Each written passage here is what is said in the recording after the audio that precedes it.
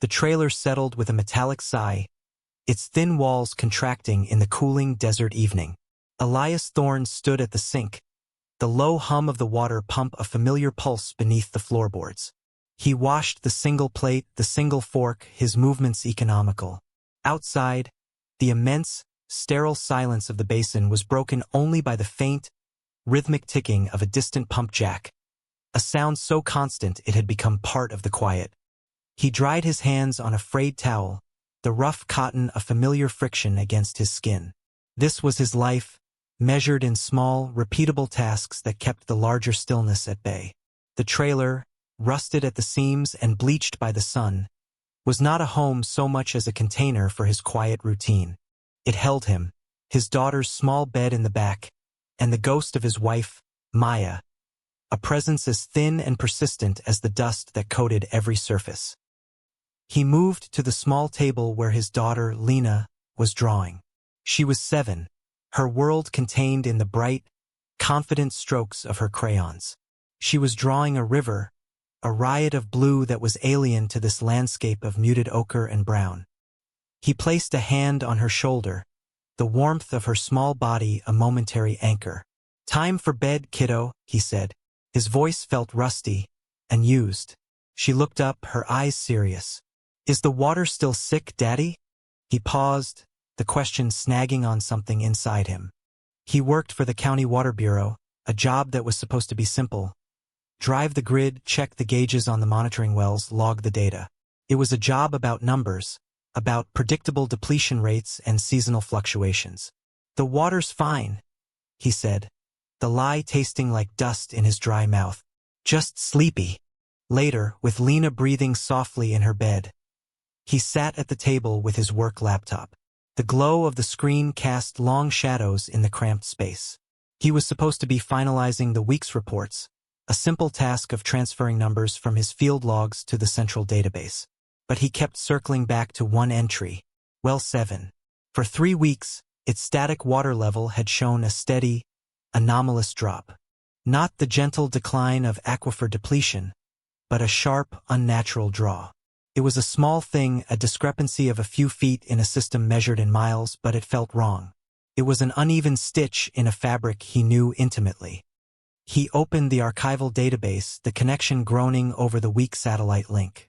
He pulled the historical logs for well 7. The data was consistent for 40 years. Then, 6 months ago, a maintenance flag. A week of offline status. When it came back online, the new, steeper decline began. He cross-referenced the maintenance order. It was blank. No contractor listed, no work described. Just a closure code entered by an administrator he didn't recognize. He leaned back, the cheap chair groaning in protest. He could feel the familiar pressure building behind his eyes, the headache that always came when a system didn't behave as it should. Maya used to call it his glitch sense. She'd had it too, a fierce intolerance for inconsistencies, for things that didn't add up. It's what had made her such a brilliant environmental scientist. It's what had gotten her killed. He closed the laptop. It was just a number, a glitch. He should delete the flag, file the report, and go to sleep. He had a daughter to think about. He stood up and walked to the trailer door, looking out at the vast, indifferent dark. A single, unblinking red light glowed on a distant communications tower. He went back to the laptop, opened a new file, and began to log every discrepancy he could find for well 7. It was a small action, but it felt like turning a key in a lock he hadn't known was there. The next morning, the air in the county office was thick with the scent of stale coffee and the low buzzing hum of fluorescent lights. Elias kept his head down, the familiar institutional setting a comfort. His supervisor, a man named Henderson whose face seemed permanently fixed in an expression of mild disappointment, ambled over to his cubicle. Henderson's badge was smudged, his tie slightly off-kilter. "Thorne," he said, his voice flat. "Got your report flagged." Elias kept his gaze on his monitor. "There's an issue with well 7.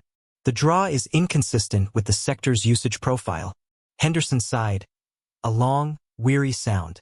He leaned against the partition, the flimsy wall flexing under his weight. "I saw your notes. Look, the state authority recalibrated some of their deep well sensors 6 months back. Probably just a data echo from the transition. Rebaseline your logs from the maintenance date and smooth it out. There was no maintenance date, Elias said, his voice quiet but firm. The work order is blank. There's no record of who was on site. Henderson's eyes, normally placid, sharpened for a fraction of a second. It was a flicker of something hard and unreadable. It's above our pay grade, Thorne. It's state jurisdiction. They tell us the numbers are good. The numbers are good. We're just the meter readers. Got it.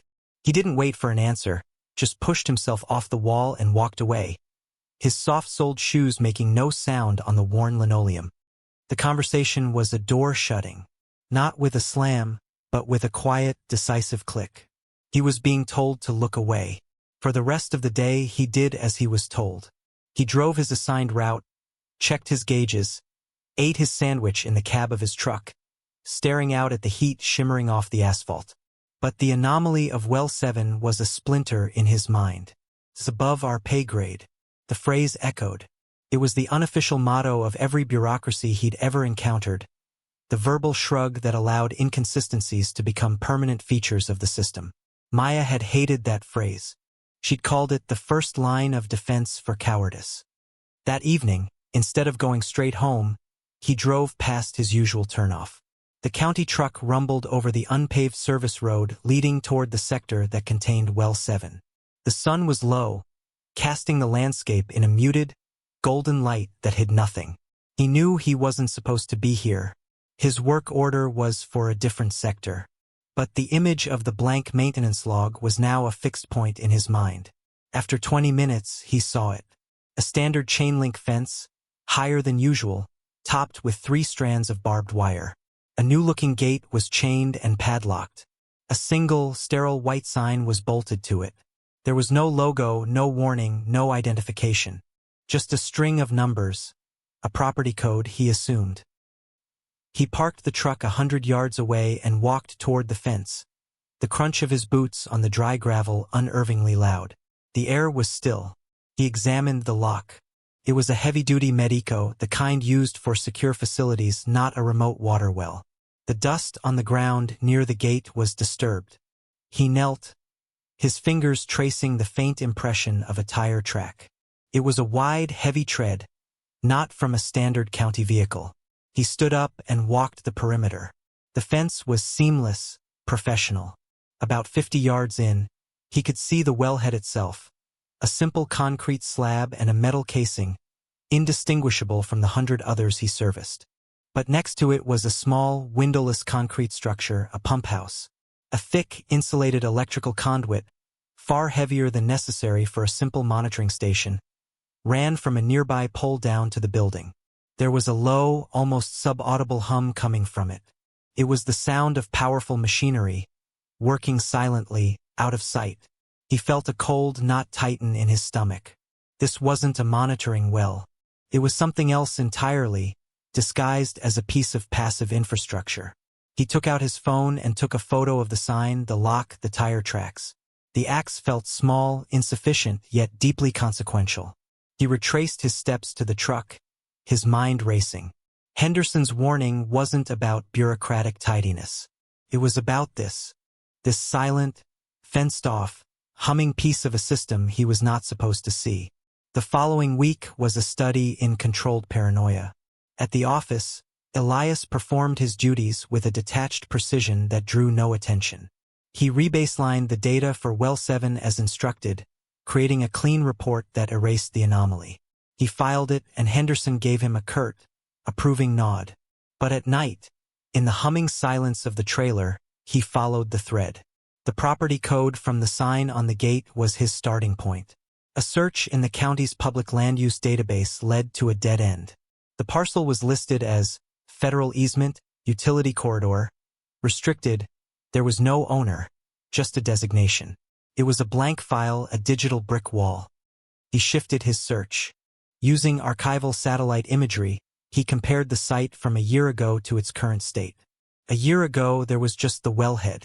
6 months ago, in the exact week of the maintenance flag, the images showed construction. A new fence, the concrete pump house, the trench for the heavy electrical line. The work had been done quickly, efficiently. It wasn't a repair. It was an upgrade. A secret one. The question was, what was it pumping? And where was it going?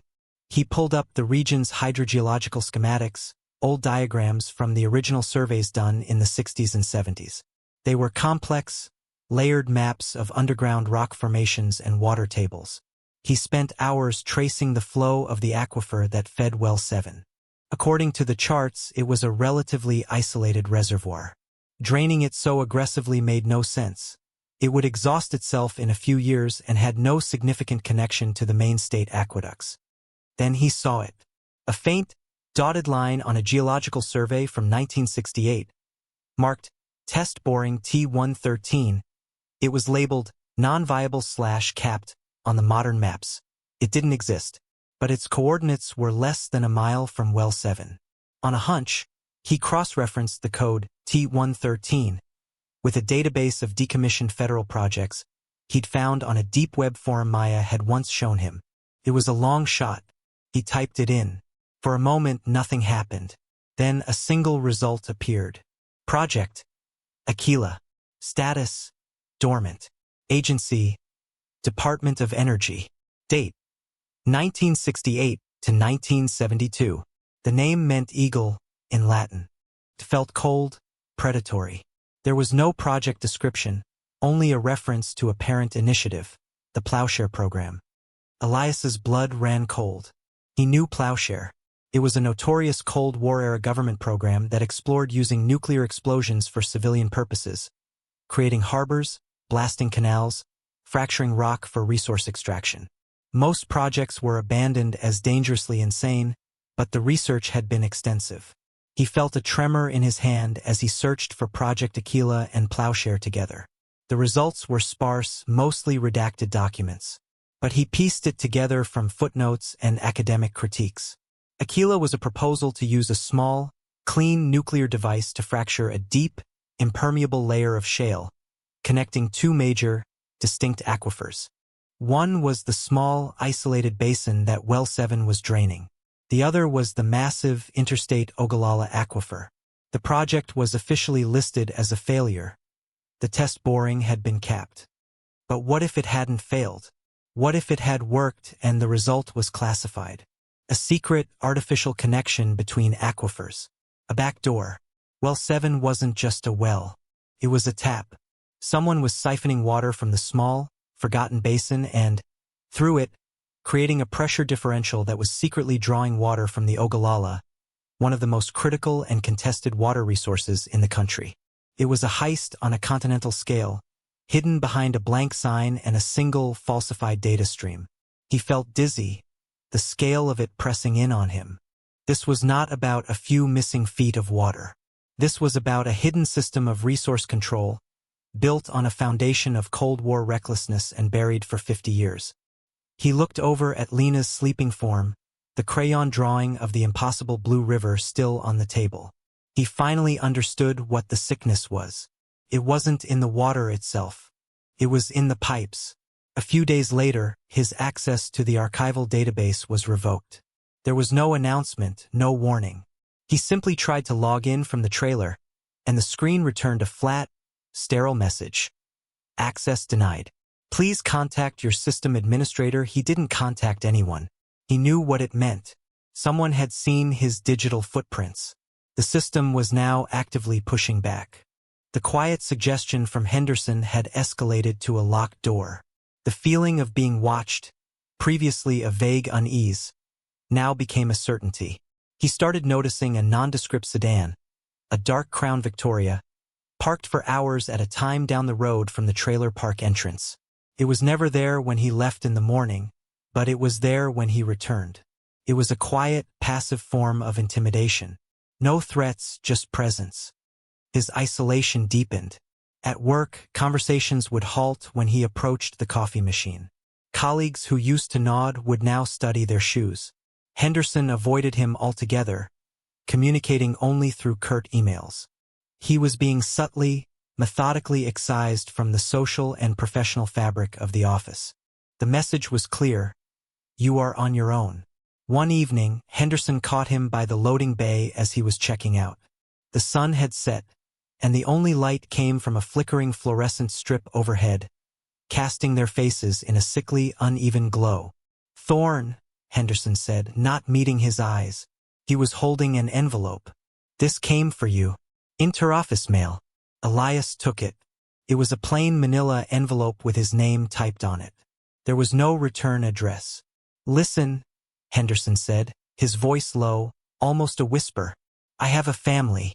You have a daughter. There are some things. They're like old wiring in a house. You don't touch them. You just paint over them and hope they don't start a fire." He turned and walked away before Elias could respond. The warning was no longer subtle. It was a direct plea wrapped in a threat. Elias waited until he was in the cab of his truck before opening the envelope. Inside was a single photograph, a glossy print. It was a picture of Lena, playing on the swings at her school playground. It had been taken from a distance through a fence. There was nothing else. No note. None was needed. The pressure behind his eyes was immense now, a physical manifestation of fear. They weren't just watching him. They were watching his daughter. He folded the photo, the crease sharp and violent, and put it in his pocket. For the first time, he considered stopping. He could erase the files from his laptop, forget Project Aquila, forget Well 7. He could paint over the old, dangerous wiring. He drove home, his knuckles white on the steering wheel. The image of the photograph burned into his mind. He was no longer just an investigator. He was a target, and he had to decide if uncovering the truth was worth more than his daughter's safety. The photograph became a weight in his pocket, a constant, tactile reminder of the stakes. He carried it with him everywhere, the folded edges growing soft and frayed. The quiet of the trailer at night was no longer a comfort. It was a vessel for his fear. He'd sit in the dark, listening to the wind, wondering if the sound of an approaching engine was real or imagined. He started sleeping in shifts, waking at the slightest noise. The investigation had fractured something inside him. The detached curiosity of the technician had been replaced by the obsessive dread of a hunted man. He began to doubt his own motives. Was this for Maya? Was he trying to finish her work, to prove that her death wasn't a meaningless accident but a sacrifice? He remembered their last big fight. She had been on the verge of publishing a report on irregularities in agricultural water rights, convinced she'd found a pattern of corporate malfeasance. He had urged her to be careful, to hand it off to the authorities. "They are the authorities, Eli," she had said, her voice thin with frustration. "That's the whole point. You can't see it because you trust the system. I see it because I know systems are just people, and people are greedy and weak." 2 weeks later, her car went off a mountain road during a sudden, unforecasted storm. The official report called it an accident. He was becoming her. He was pushing against the same walls, drawn to the same dangerous truth. The thought was both terrifying and validating. One afternoon, Lena came to him with a worried look. "Daddy, are we moving?" she asked. "Mrs. Gable next door said a man in a car was asking about us, asking how long we've lived here, the sedan." He felt a wave of nausea. He knelt and pulled her into a hug, his arms trembling. "No, eso es tie." "We're not moving. Just some silly county business." The lie was brittle. That night, he took every map, every file, every note related to Project Aquila and burned them in a metal bucket behind the trailer. He watched the papers curl and blacken, the smoke rising into the indifferent stars. It was an act of surrender. He would stop. He would protect his daughter. He went inside and tried to sleep, but his mind was a storm of redacted files and the memory of Maya's voice. The system hadn't just warned him. It had found the wire that led directly to his heart and threatened to pull. He had folded. He lay there in the dark, feeling the bitter taste of his own cowardice, a taste far worse than the dust. The silence that followed was not peace. It was the silence of defeat. A week passed in a haze of forced normalcy. Elias went to work, performed his tasks, and spoke to no one. The sedan disappeared from the road near the trailer park. Henderson started nodding to him again. The pressure had been lifted. The system, seeing his compliance, had backed off. But the internal fracture only widened. The quiet he had once cultivated now felt like a suffocating blanket. One evening, his work phone buzzed. An unknown number. He ignored it. It buzzed again, insistent. He finally answered, his voice a flat, "Yes." Mr. Thorne, the voice was female, crisp and controlled. He didn't recognize it. "My name is Evelyn Reed. I'm the deputy director at the State Water Authority. I believe we need to talk. I knew your wife." The name and the mention of Maya sent a jolt through him. The State Water Authority. The entity Henderson had deferred to. The very heart of the system he had been investigating. "I have nothing to say," he said, his hand tightening on the phone. "I think you do," she replied. Her voice was unreadable, betraying no emotion. Maya was looking into historic aquifer transfers before she died. She contacted my office. She was persistent. There was a slight pause. "Meet me. The diner off Route 88. 20 minutes. Come alone." The line went dead. Could be a trap. A final, decisive move to neutralize him. But the mention of Maya, the confirmation that she had been on the same path, was a hook he couldn't shake. He found himself driving, his headlights cutting a narrow path through the darkness. The diner was a relic, a pool of lonely fluorescent light in the vast blackness of the desert. He saw a single car in the parking lot, a late-model sedan that was neither new nor old. He went inside. Evelyn Reed was sitting in a booth at the back, away from the windows. She was older than her voice suggested, maybe late 50s, with graying hair pulled back in a severe bun. She wore a perfectly tailored blazer, a stark contrast to the cracked vinyl of the booth. She looked sterile, efficient, and deeply tired. She gestured to the seat opposite her. A cup of black coffee sat untouched in front of her. "Thank you for coming," she said, her eyes scanning his face. They were intelligent, wary eyes. "I'm going to be very precise. I cannot offer you protection. I cannot offer you help in any official capacity. In fact, after this conversation, we will never speak again." Elias just listened, his body tense. "Maya came to me 6 months before her death," Reed continued, her voice low. "She had uncovered discrepancies in deep well telemetry data, patterns that suggested a concealed transbasin diversion, a massive one. She believed it was connected to an old plowshare test site." She paused, taking a slow sip of her coffee. The ceramic cup made a soft clink as she set it down. She was right. The project's name was Aquila. It didn't fail. It created a permanent, subgeological conduit. For 50 years, a consortium of private agricultural interests, with the implicit, unwritten sanction of certain federal agencies, has been using that conduit to pull water from the Ogallala. A slow, steady, untraceable theft amounting to billions of gallons a year. The words, spoken so calmly, confirmed everything he had pieced together. "Why are you telling me this?" Elias asked, his voice hoarse. Evelyn Reed looked down at her hands, which were folded neatly on the table. For the first time, he saw a tremor in them. "Because I was the one who signed the order to classify her inquiries. I was the one who told her, in very clear terms, to stop. I told myself it was for her own safety, that I was protecting her from people who do not issue warnings. But she didn't stop. And then she was dead." Her voice was still controlled, but a profound guilt leaked through the precision of her words. "I live with that. I have a copy of the original 1972 consortium agreement. The one that outlines the entire arrangement. The land leases, the water rights transfers, the non-disclosure clauses. It's a blueprint for the whole thing. It's on a flash drive." She slid a small, featureless black object across the table. "It looked like a car key. What you do with it is your own decision. But they know you've been looking. They put a file on you. The same kind of file they put on Maya. If you use this, you will lose your job. You will be harassed. You may have to leave this state. They will not kill you. It's too messy now, too much attention. But they will dismantle your life, piece by piece." She stood up, her movements stiff. "I owed her this," she said, her voice barely a whisper. "I owed her someone to believe her, She walked out of the diner without looking back, leaving Elias alone in the humming fluorescent light with the flash drive sitting on the table. It was a partial confession, a transfer of burden. And it was a choice. He could take it and act, or he could leave it and walk away forever. He picked up the drive. It felt cold and heavy in his hand, the weight of a 50-year-old secret. The drive sat on the table in the trailer for 2 days. It was a small, black rectangle of potential energy, a bomb and a key. Elias circled it, his thoughts caught in a loop of fear and responsibility.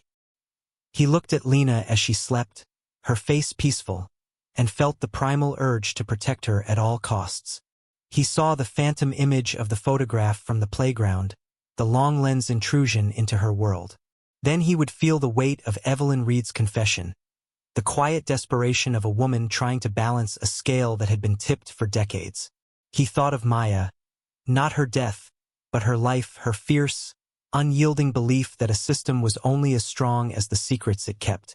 To do nothing was to validate the forces that had silenced her. It was to agree that a child's safety was best purchased with ignorance. On the third night, he made his decision. It wasn't a moment of grand, emotional catharsis. It was a quiet, cold resolution that settled over him like the desert dusk. He plugged the drive into his laptop. It contained a single, password-protected, encrypted folder. He tried a few combinations. Nothing. Then he remembered a conversation with Maya years ago. They had been talking about data security. She said the best password was something personal, immutable, and forgotten by everyone but you. He thought about her work, her life. He typed in the file number of her final, unpublished report. AGR 7-3-4. The folder opened. It was all there. Scans of the original 1972 agreement, signed by the founders of 4 of the largest agricultural conglomerates in the West and 2 unnamed officials from the Department of Energy. Geological surveys showing the artificial conduit. Internal memos discussing the management of local water boards. And the financials, a complex projection of land value and water rights appreciation, tied to the slow, deliberate draining of neighboring regions. It was a masterpiece of long-term systemic theft.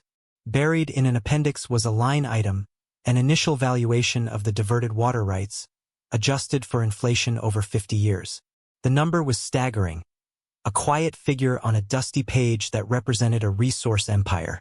It wasn't a treasure to be found, but a debt to be exposed. He spent all night copying the files, encrypting them again, and drafting a meticulous, anonymous email. He didn't send it to the major news outlets. They were too big, too connected to the corporate interests named in the files. He sent it to a small, fiercely independent journalism collective based in Arizona that Maya had admired and occasionally corresponded with. His cover letter was sparse, clinical. It offered no narrative, only data. Here are the documents. The sources are verified. The story is in the numbers. Do what you will with it. He hit send, the click of the mouse loud in the silent trailer. Then he wiped his laptop's hard drive, using a multi-pass erasure program that would leave nothing behind. The act was irreversible. He had thrown the rock. Now he could only wait for the ripples. The aftermath was not a tidal wave, but a slow, seeping tide. A week after he sent the email, a story appeared. It wasn't on the front page of a national paper, but on the home page of the Journalism Collective's website, under the headline, "The Paper Aquifer: How a Cold War Secret is Siphoning the West Dry." The article was dense, methodical, built around the documents he had sent. It named the corporations. It detailed the history of Project Aquila. It laid the 50-year conspiracy bare. For a day, it created a small stir on social media, a flurry of outrage that burned brightly and then faded, consumed by the next cycle of news. The corporations issued a joint statement calling the report baseless speculation based on falsified documents. The State Water Authority released a one-sentence memo stating they were reviewing the allegations, and then, silence. The world continued as if nothing had happened. The sun rose. The pump jacks in the distance continued their rhythmic ticking. At the County Water Bureau, the change was more palpable. Henderson was suddenly reassigned to a desk job in the main county administration building. His replacement was a young, ambitious man from the state office who never made eye contact with Elias. 2 weeks after the story broke, Elias was called into a small, windowless office. The new supervisor sat behind a metal desk, alongside a woman in a severe suit he didn't recognize. She did all the talking. "Mr. Thorne," she said, her voice devoid of any inflection. "Due to recent departmental restructuring and budget reallocations, your position is being eliminated. The change is effective immediately." It wasn't an accusation. It wasn't a punishment. It was a clean, administrative amputation. There was no mention of the leak, no mention of Well 7. His file would simply say, "laid off." It was the system's quiet, efficient way of disposing of a problem. They gave him a box for his personal items. He had few. Coffee mug, a photo of Maya and a younger, smiling version of himself. A spare charging cable. He walked through the office, past the cubicles of his former colleagues. No one looked up. It was as if he were already a ghost. He didn't feel anger. He felt a profound, hollow clarity. He had known this was the price. He had chosen to pay it. The world hadn't changed, but he had. He had traded his quiet, complicit routine for a single, definitive act. He spent the next day packing. The trailer, which had been his refuge and his prison, was now just a collection of metal and particle board. He moved with a purpose he hadn't felt in years, boxing up Lena's toys, his few books, the kitchen supplies. Each object was a testament to a life he was leaving behind. He was no longer the grieving fixer, the man defined by loss and the safety of his habits. He was simply a father, a man who had made a choice.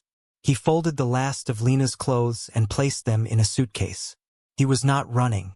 He was exiting. He was leaving the system, the landscape, the entire apparatus of quiet control behind him. As he worked, he noticed something through the dusty window. A truck from a local well drilling company was parked down the road, by the farm of a smallhold rancher who had been complaining for years about his well running dry. 2 men were unloading equipment. It was probably nothing, a coincidence. But it was also a possibility, a flicker of change in the periphery. Maybe the story, as small as it was, had prompted someone to ask a new question, to demand a new test. He wouldn't stay to find out. His part was over. He taped the last box shut. He was alone, his future uncertain. But for the first time since Maya's death, he felt fully aware. The fog of his grief finally burned away by the harsh, clarifying light of his actions. The trailer was empty. It echoed with the ghosts of routine, the faint scent of his life there now a memory.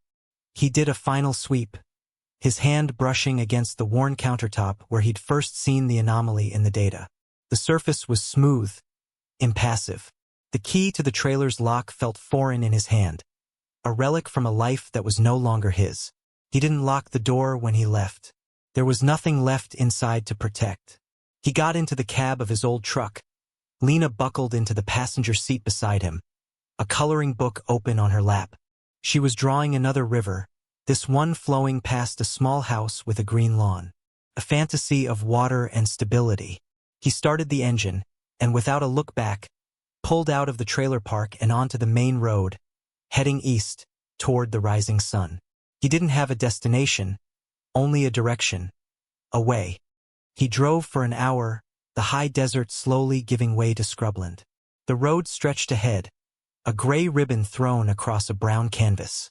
Lena had fallen asleep, her head resting against the window. He passed a vast, fallow field belonging to one of the agricultural giants named in the documents. It was a dead-looking expanse of cracked earth. But in the far corner, near the highway, something was different.